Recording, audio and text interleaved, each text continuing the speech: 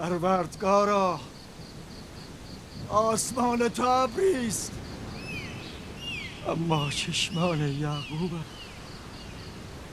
راحیل 11 سال است که منتظر این فرزند می باشد. 11 سال است نیش و کنایه زنان فدان را می شنود و تحمل. چقدر به او نازا گفتند، چقدر او را عقیم و بی ثمر خواندند.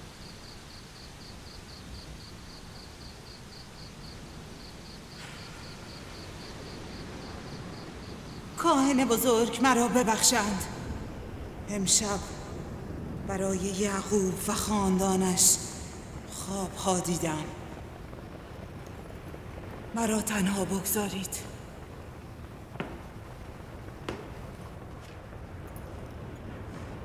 نفرین خدایان بر یعقوب و خاندانش باد. کفر یعقوب بی پاسخ نخواهد ماند. او باید مجازات شود. ای ایشدار بزرگ، آتش خشم خیش را بر یعقوب و خاندانش فرود آور. راحیل و فرزندش امشب باید نابود شوند. با این همه من نگران راحیل و فرزندم نیستم. بیم آن دارم که مرگ آنها موجب شادی ارباب معابد و بت پرستان شود. بیم آن دارم که تلاش چندین ساله من در محو شرک و بت پرستی بی نتیجه بماند. کاری بکن، همسر و فرزندم را نجات بده. نجات آنها موجب بیداری مردم فدان می شود. نجات آنها شکست معبد ایشتار و پیروزی یکتاپرستی بر شرک و بت پرستی است. خدای مهربان، یاریم کن، یاریم کن، یاریم کن.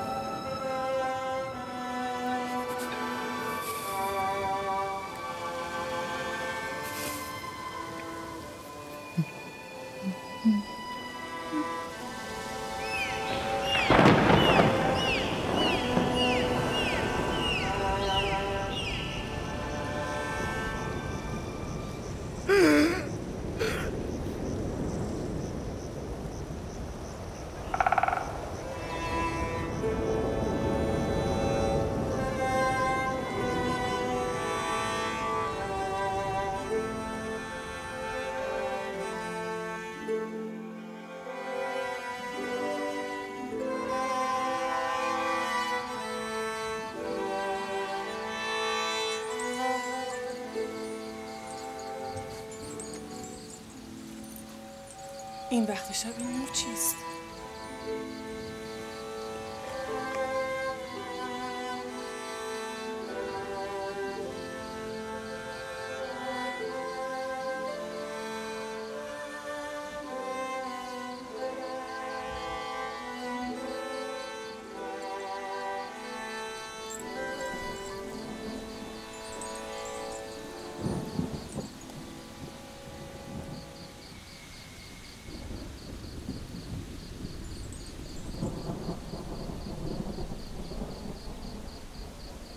راحیل به هوش آمد.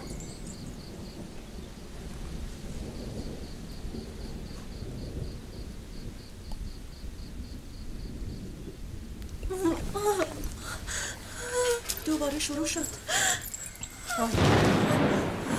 راحیل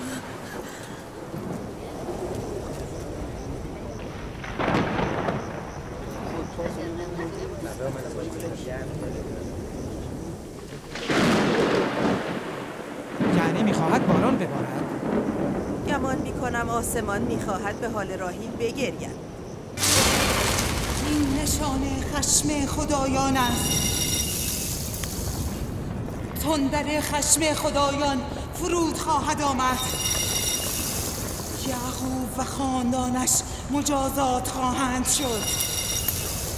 ای ایشتار بزرگ، از حریم خدایان دفاع کن.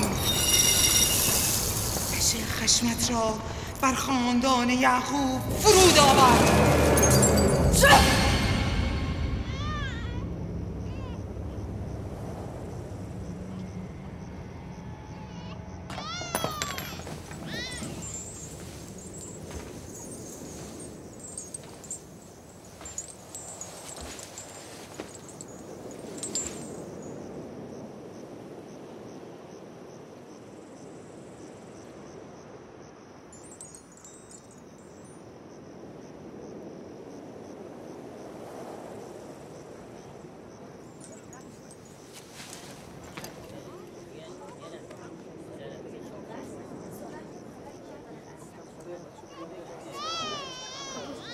یعنی فرزند راحیل به سلامت به دنیا اومد؟ پس نفرین ایشتار جادوی ایستر.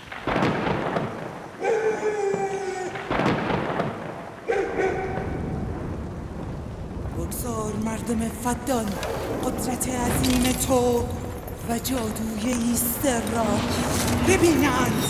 ای ایشتار بزرگ، ما را خشنود کن. بگذار تا دوستان تو ضعف و زبونی خدای یعقوب را ببینند.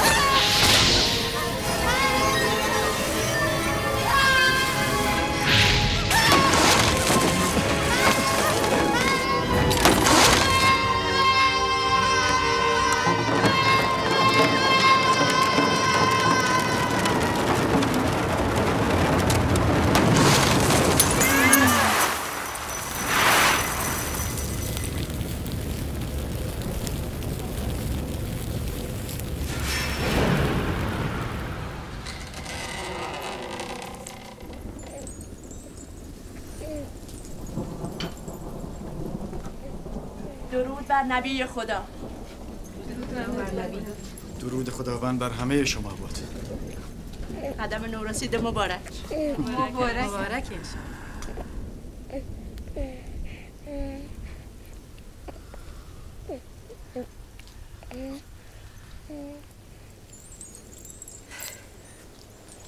خداوند را به خاطر الطافش سپاس میگویم و از او برای تو و فرزندمان طلب خیر و برکت میکنم. 11 سال در انتظار تو بودیم. چرا این همه دیر؟ نمیپرسید فرزندتان پسر است یا دختر؟ یوسف اسم پسر است یا دختر؟ از کجا دانستید؟ چه کسی به شما گفت؟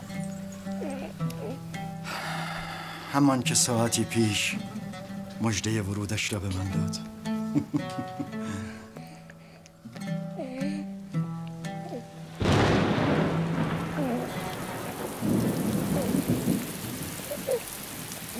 این باران هم از برکت قدوم توست فرزندم.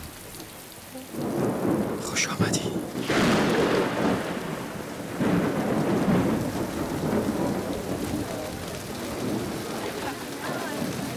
راحیل و فرزندش به سلامت هستند.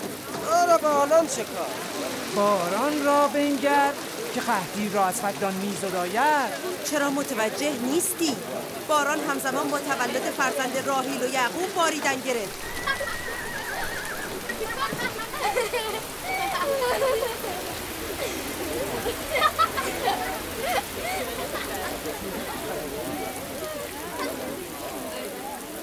یعنی راحیل و فرزندش سلامت هستن؟ آری، میبینی که چه کودک خوشیمن و مبارکی است.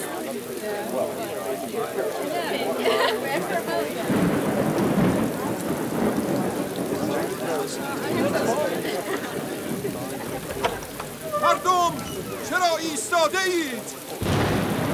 گوسفند و شتر قربانی کنید، بدان را آذین ببندید. از خدای یعقوب باید سپاسگزاری کرد. امروز روز حیات مجدد دختر من و پایان قحطی بدان است.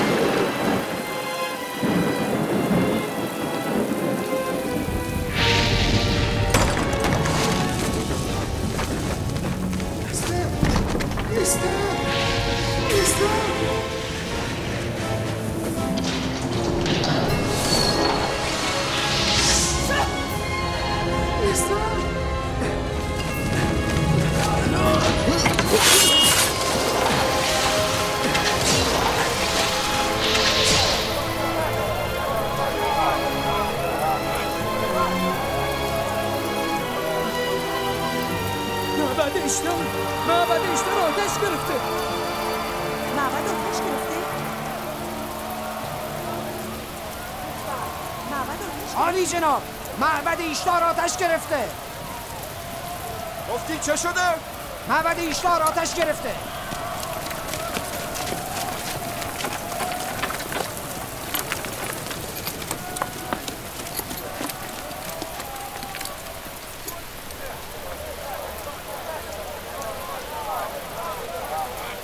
یعنی چه اتفاقی افتاده است؟ با من بیایید.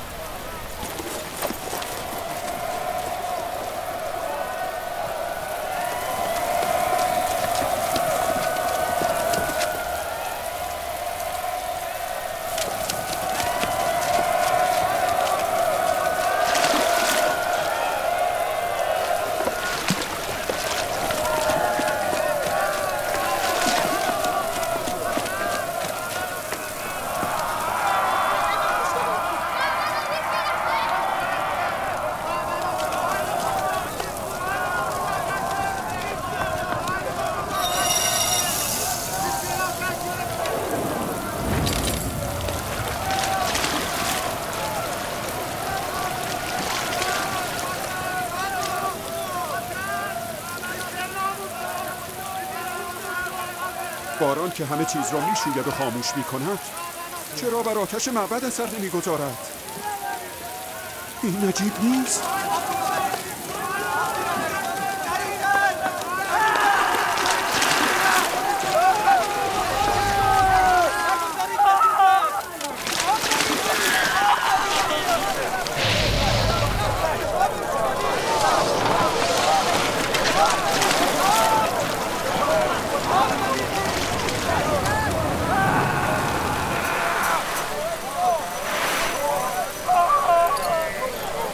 ساحره ایسته؟ او در میان شعله های آتش بود، نتوانستیم نجاتش دهیم. ساحره سوخت. ساحره ایستر سوخت. یعنی ایستر هم باید بسوزد؟ نمیشود برای او کاری کرد. مگر آتش کاهنه معبد رو هم میسوزاند؟ معلوم است او که از خدایان نیست، او هم میسوزد. این بود خدای قدرتمند اشتار. خود و کاهنانش در آتش سوختند و توان دفاع از خود را نداشتند. ایستر که میگفت راهیل و فرزندش نابود خواهند شد. چه شد؟ اینکه خودش نابود شد. کجا؟ میروم به خدای یعقوب ایمان بیاورم.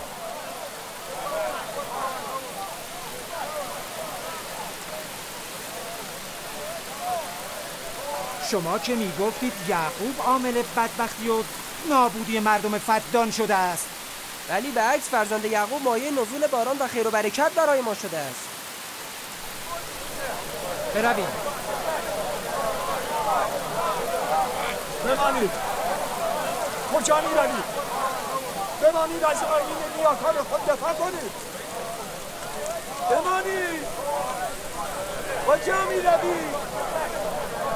معبد در حال سوختن است. ایشتار نابود می شود. خواهن بزرگ می سوزد. برگردید. کجا می روید؟ آتش معبد باید خاموش شود. ایشتار را نجات بدهید. آتش را خاموش کنید.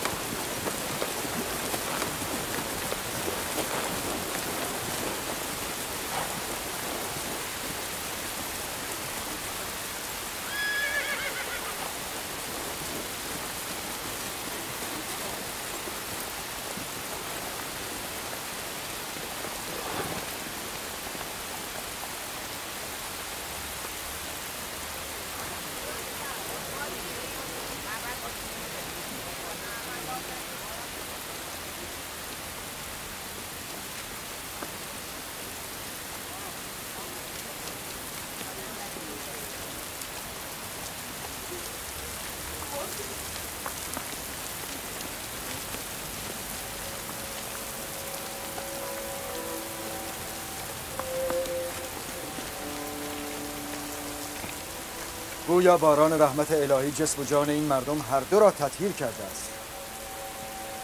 به یمن قدوم فرزند شما باران به فدان می‌بارد.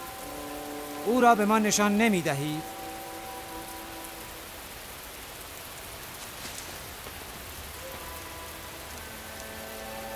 من ناگزیرم که به نبوت شما اقرار کنم، چرا که به عیان دیدم با آمدن فرزند تو هم معبد بت پرستان نابود شد، هم قحطی فدان.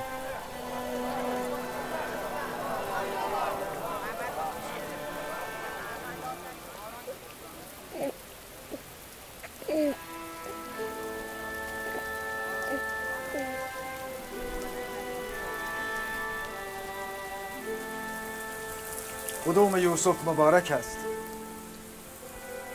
اما آن که معبد ایشتار را نابود کرده و باران بر فدان نازل نموده خدای من است، خداوند یکتا. نمیخواهید او را ببینید؟ من و همسرم خدای تو را دیده بودیم. امشب مردم فدان نیز دیدند، هم قدرت بی انتهای خدای تو را، هم ذلت و زبونی خدایان خیش را. اینک آمده اند که به خداوند یکتا ایمان آورند. ای نبی خدا، ای نبی خدا، قلوب اینان را با نور ایمان منور گردان. آیا همه شما بر کلام فارس هستید؟ با من بگویید. ما از همه خدایان سرد و سنگی و دیگر خدایان زمینی بیزاری می جوییم و به خداوند یکتا ایمان می آوریم.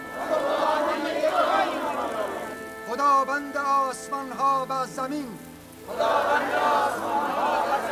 و به همه پیامبران و فرستادگانش ایمان می آوریم و از فرامین آنها اطاعت می کنیم.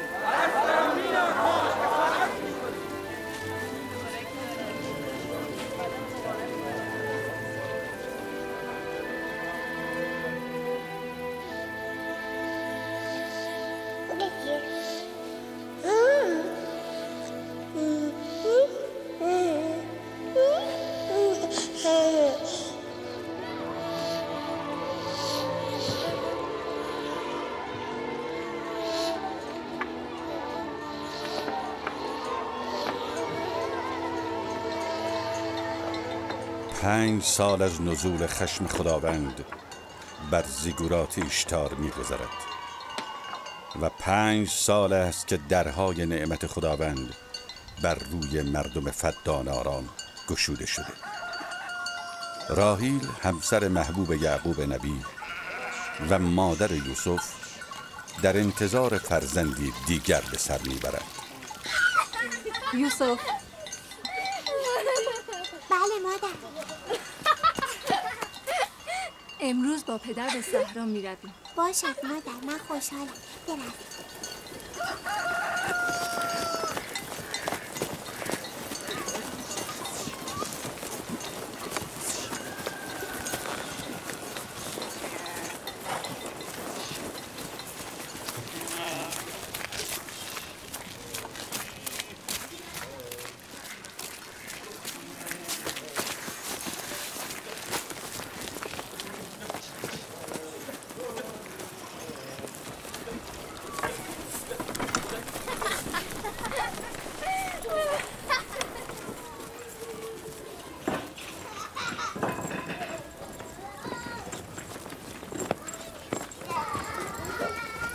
زمان که از یعقوب فرزندی نداشت محبوبه او بود. اکنون که دیگر هیچ. من و زلفا کنیزیم و لیاقت گشت و گذار با یعقوب نبی را نداریم. مادرت لیا چه؟ شاید کار دارد. شاید هم علاقه به گشت و گذار در صحرا ندارد. چه میدانم؟ و شاید پدرت جز راحیل کسی را دوست ندارد.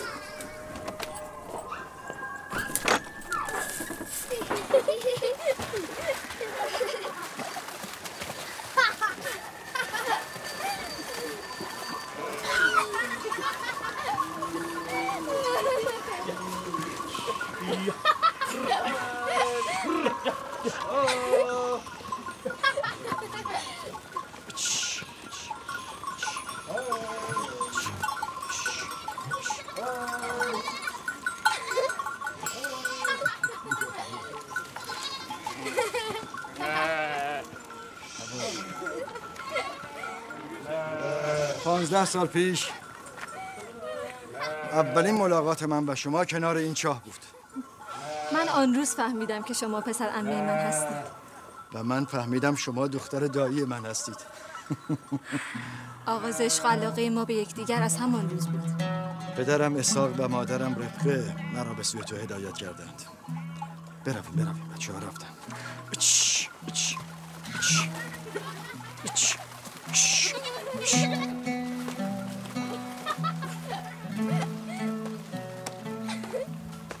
وقتی پدرم لابان فهمید تو خواهان من هستی 7 سال شبانه گوسفندان را مهریه من قرار داد و من پذیرفتم. اما در پایان 7 سال لابان خواهرت لیا را به ازدواج من درآورد. چاره ای نبود. در فدا خواهر کوچکتر را پیش از خواهر بزرگتر شوهر نمیدهند. من 7 سال دیگر به خاطر تو شبانی لابان را پذیرفتم. لابان آگاه نبود. اگر 70 سال دیگر هم میگفت باز هم میپذیرفتم. چه زود سپری شد. آری.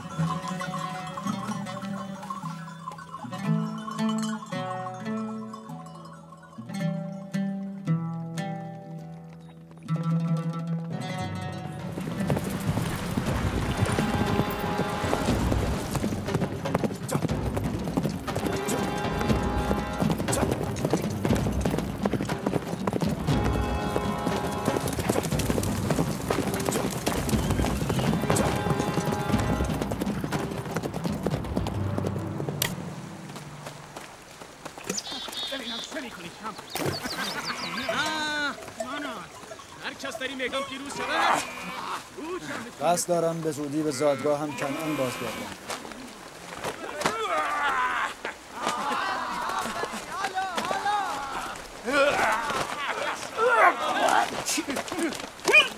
نکند آنها با یکدیگر نزاع کنند.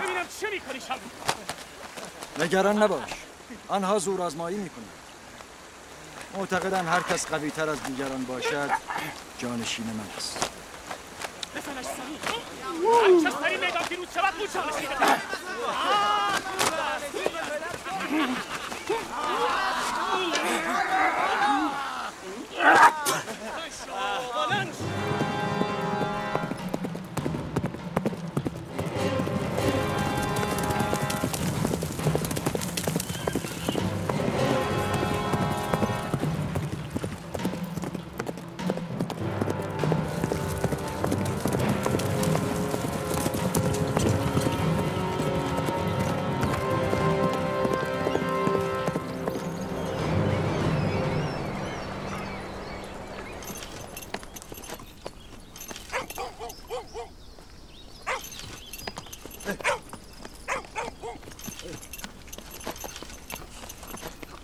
یعقوب نبی را میشناسی؟ فرزند اسحاق پیامبر؟ او و فرزندش مایه خیر و برکت فدانند. آری میشناسم. کجا میتوانم او را بیابم؟ دایی او لابان فرماندار است، نزد او.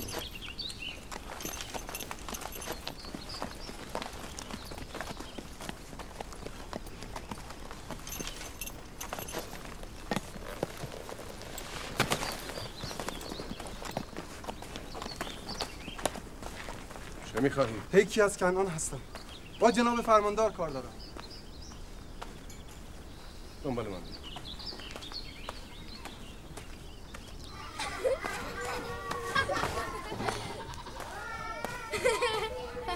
دینه جان بیا دخترم.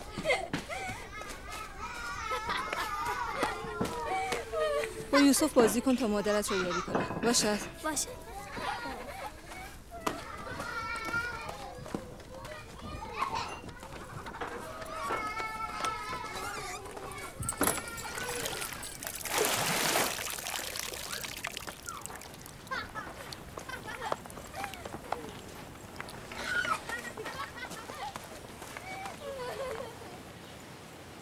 راهی خبری است؟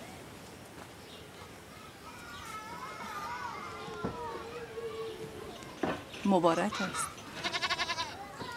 نبی خدا هم خبر دارد؟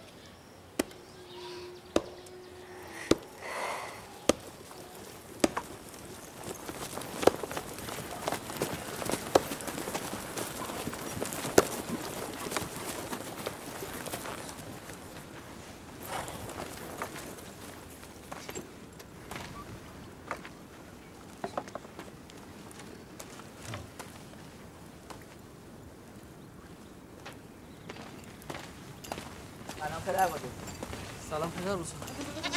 سلام پدر بزرگ. سلام پدر، خوش آمدی. سلام. چه شده یادی از ما کردی؟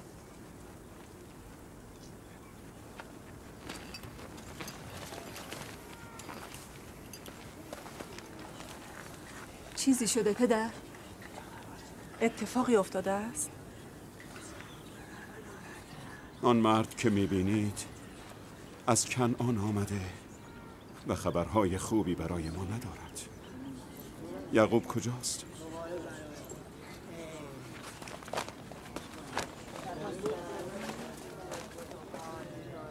به به دایی خوبم لابان. چه شده؟ راه گم کرده ای؟ اگر چه تلخ است اما میدانم تحمل شنیدنش را داره.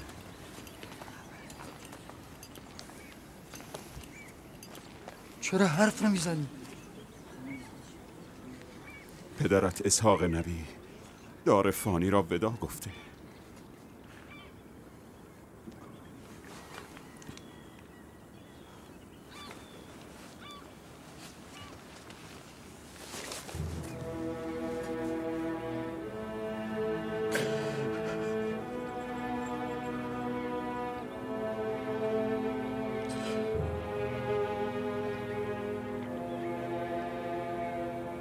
همه از خدایی و به سوی او برمیگردیم.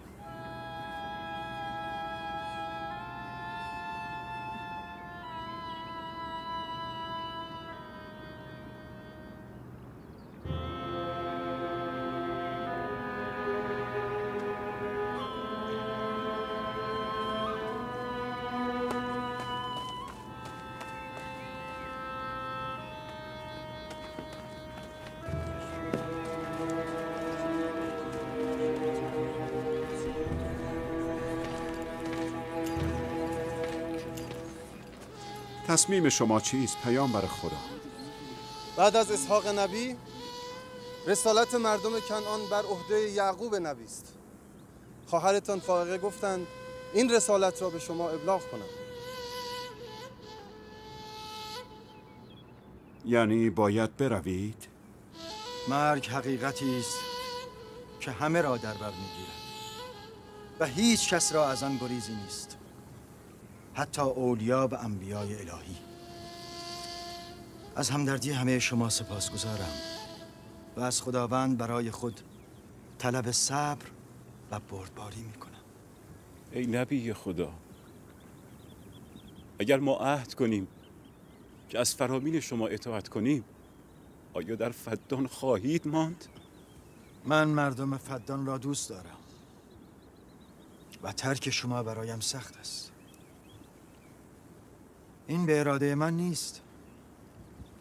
من به خواست خود نمی روم که به خواست خود بمانم.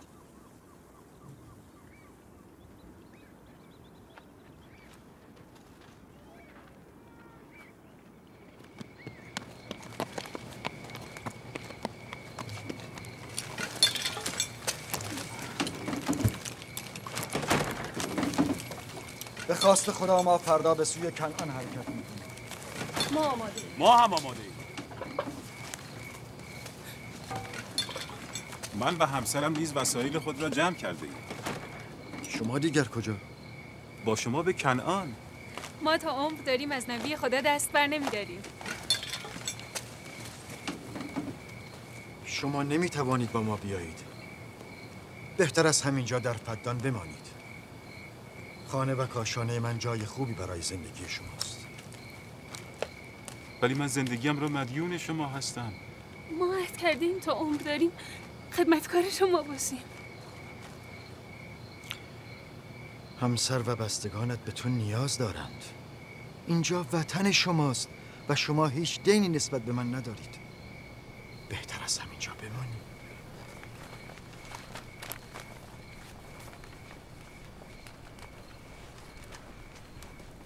خداوند را سپاسگزارم که به ما نور هدایت ارزانی داشت. من سالها با شما زندگی کردم. در غم و شادی شما شریک بودم. از اینکه شما را ترک می کنم غمگین هستم. شما روزی بت پرست بودید. خداوند یکتا نور ایمان بر قلب‌های شما جاری ساخت و شما بت‌های خود را دور انداختید و خدای یکتا را برگزیدید. قدر ایمان و دعوت الهی را بدانید. مبادا تاریکی کفر و جهل را جایگزین نور الهی کنید. یعقوب باشد یا نباشد، خداوند یکتا ناظر بر اعمال و افکار شماست. خدا نگهدار همه شما.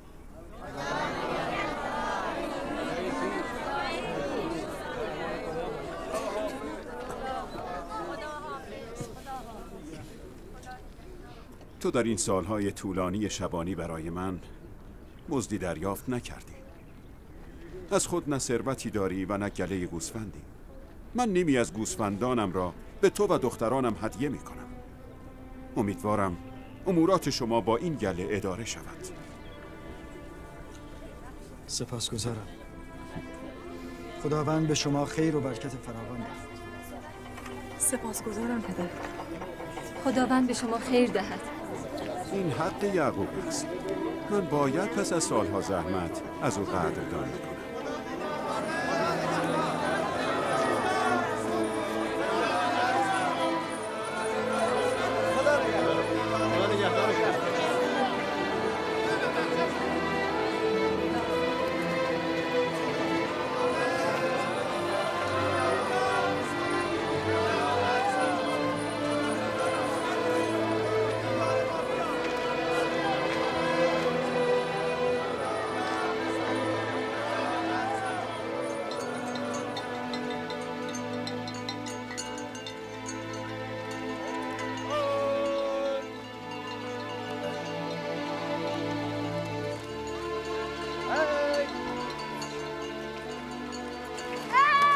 نگهدار همه شما.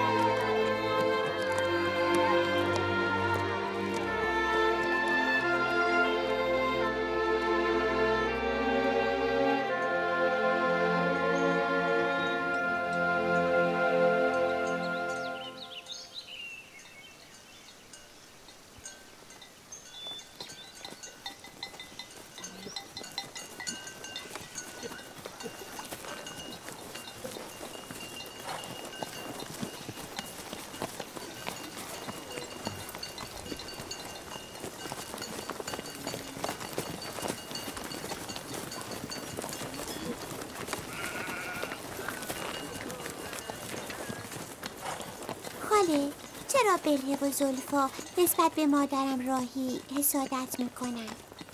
این را چه کسی به تو گفت؟ همه میگوین یهودا خودش از زبان بلهه و زلفا شنیده بود. کودکان نباید در این امور دخالت کنند. اما حال که سوال کرده ای پاسخ میدهم. بلهه در ابتدا کنیز مادرت راهیل بود. راهیل چون صاحب فرزندی نمیشد، بلهه را به پدرت هدیه داد تا از طریق او هم صاحب فرزند شود، هم علاقه پدرت را نسبت به خود حفظ کند. بلهه دان و نفتالی را به دنیا آورد و نزد راهیل و یعقوب بسیار عزیز و مورد احترام شد. حال طبیعی است که با به دنیا آمدن تو بلهه فکر کند که دیگر آن جایگاه سابق را ندارد و همین موجب حسادت او شده باشد. آیا زلفا کنیز شما بوده؟ آری. پس از اقدام راهیل من نیز کنیز خود زلفا را به پدرت هدیه دادم. نمیخواستم در جلب محبت پدرت راهیل بر من پیشی بگیرد. زلفا نیز جاد و عشیر را به دنیا آورد.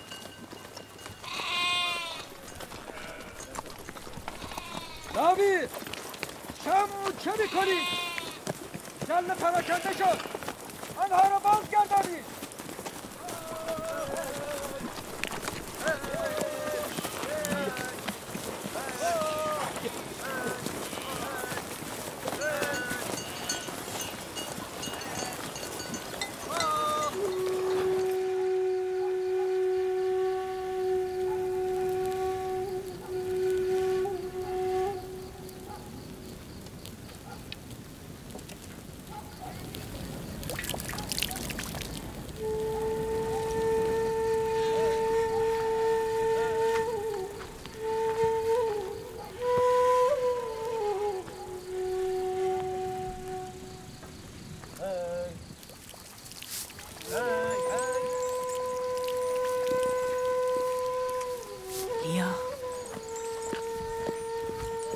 فکر نمی کنی که یعقوب بیش از حد جایگاه راهیل را عزیز می دارد؟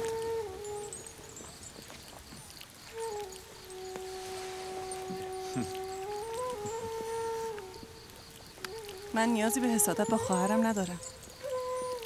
نه تعداد فرزندان او بیش از من است و نه محبت یعقوب به او افزون تر از من. پس حسادت برای چی؟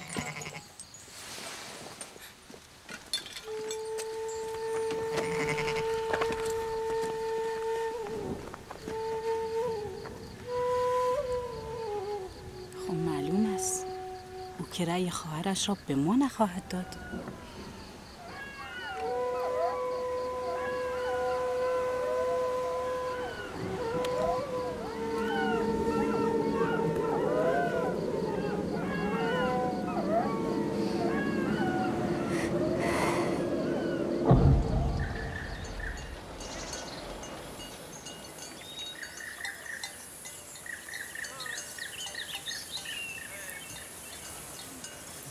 راه طولانی نشد؟ چیزی از راه نمانده. زندگی قبایل پشتشین هم همین است. هم سفر میکنند هم زندگی.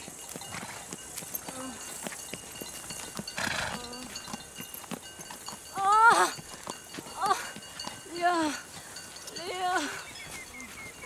تا کنعان چقدر راه است؟ تقریبا 3 فرسنگ. میتوانی تحمل کنی؟ نمیتوانم.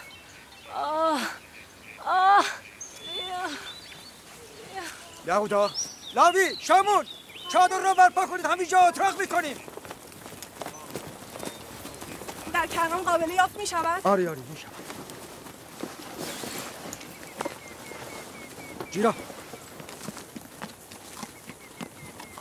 زود به کنعان برو و خواهرم فاقه با یک قابله به اینجا بیاد. عجله کن. برو زود باز میگردم.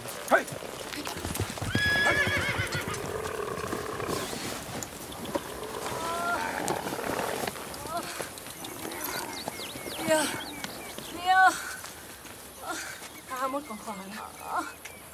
راهی کمک کن. آرام مواظب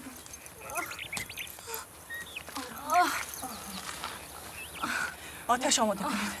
زلفا زیر انداز بیاور. چه شده مادر؟ حالتان خوب نیست؟ نگران نباش، چیزی نیست. دینه، یوسف را ببر. بگذار بماند. لیا تحمل کن خواهرم.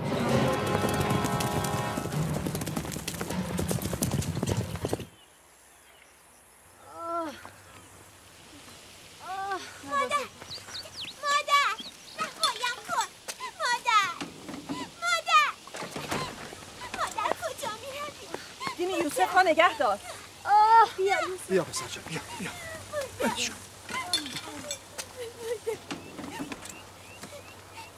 چه شده پسرم؟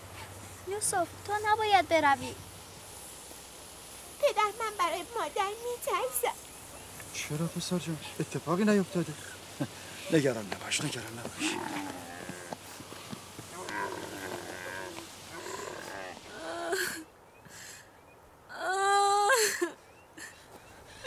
خداوند به او رحم کند. زایمان پیشین او نیست سخت. چیزی نمانده بود که از دست برود. به یعقوب بگویید دعا کند.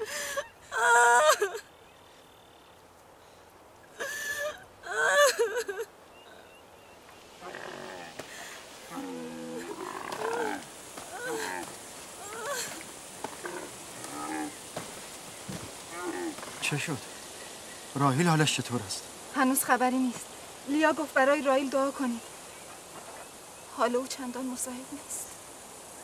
اگر بتواند قدری تحمل کند قابل از راه میرسد. بروید مراقبش باشید. پدر، آیا مادر میخواهد از پیش ما برود؟ چه کسی این را به تو گفته؟ او میخواهد برای تو برادر بیاورد. اما من میترسم. نترس پسرم، نگران نباش. دینه، برو با برادرت بازی کن.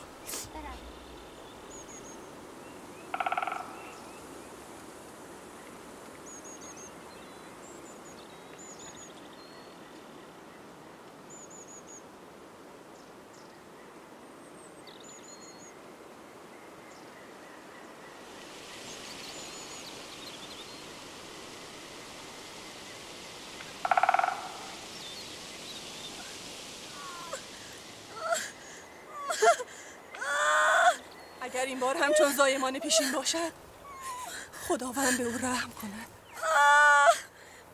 مشکل بتواند جان سالم به در ببرد. نمیتوانی نفوس بد نزنی؟ جغد شوم.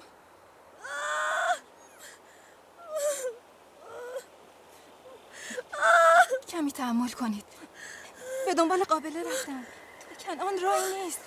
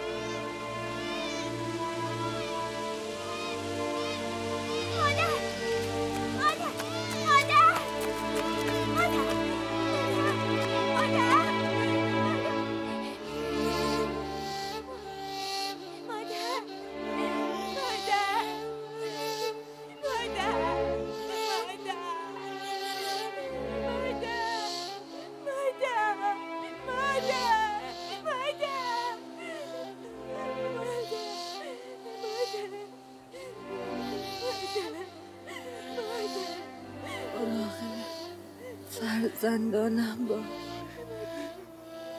مراقب فرزندانم باش.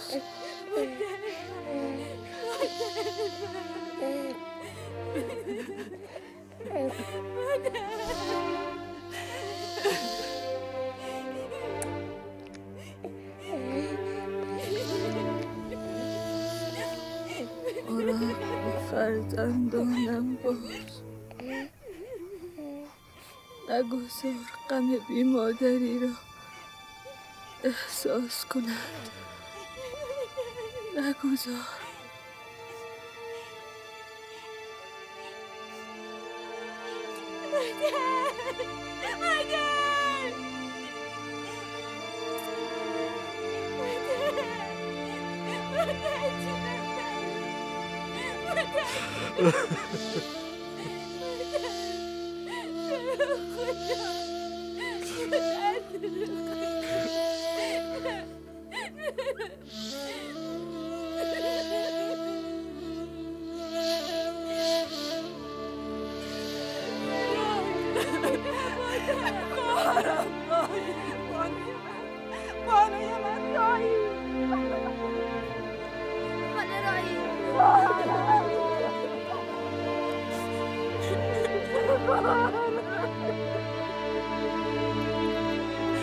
Ha ha ha!